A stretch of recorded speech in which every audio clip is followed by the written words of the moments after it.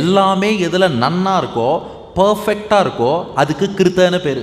அதனால தான் மொழியிலேயே சம்ஸ்கிருதம்னு சொல்கிறோம் பாருங்க. அந்த லாங்குவேஜை சம்ஸ்கிருதம்னாலே நல்ல இலக்கணத்தோடு செய்யப்பட்ட மொழின்னு அர்த்தம். அதுபோல் கிருத்த யுகம்னாலும் நல்ல இலக்கணத்தோடு கூடிய ஒரு யுகமா. அங்கே எல்லாமே தர்மப்படி இருக்குமா. இன்னொன்று, கிருத்த என்ற சொல்லுக்கு 4ன்னு ஒரு அர்த்தம் இருக்கான்.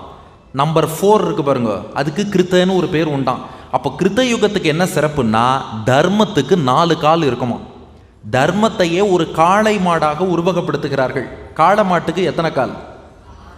ஏதோ ஒரு குவிஸில் கேட்குறாரு, 8 கால் பூச்சிக்கு எத்தனை கால்? அதுபோல் காளை மாட்டுக்கு எத்தனை கால்? 4 கால். தர்மம் என்பது ஒரு காளை மாடாம். அந்த தர்மத்துக்கு 4 கால் கிருத்த யுகத்தில் இருக்குமா.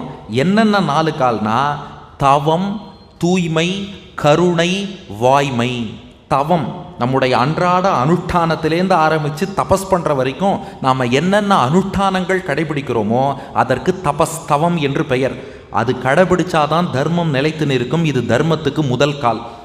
2வது கால் தூய்மை. உடம்பும் தூய்மையாக இருக்கணும், அதை விட முக்கியமாக மனசும் தூய்மையாக இருக்கணும். இந்த புறந்தூய்மை அகத்தூய்மை ரெண்டும் இருக்கிறது தான் தர்மத்துக்கு 2வது கால்.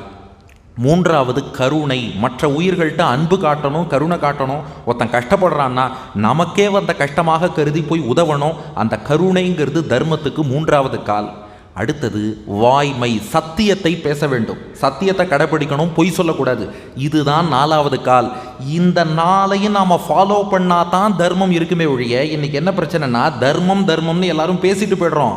இந்த 4ல் 1வது ஃபாலோ பண்ணுறோமான்னா கேள்விக்குறியாக போய்டுறது. அப்போ ஒவ்வொருவரும் இந்த 4ஐயும் பின்பற்றினால்தான் தர்மம் என்ற காளை நிலைத்திருக்கும். அப்போ ஒரு காளை மாட்டுக்கு எத்தனை கால்?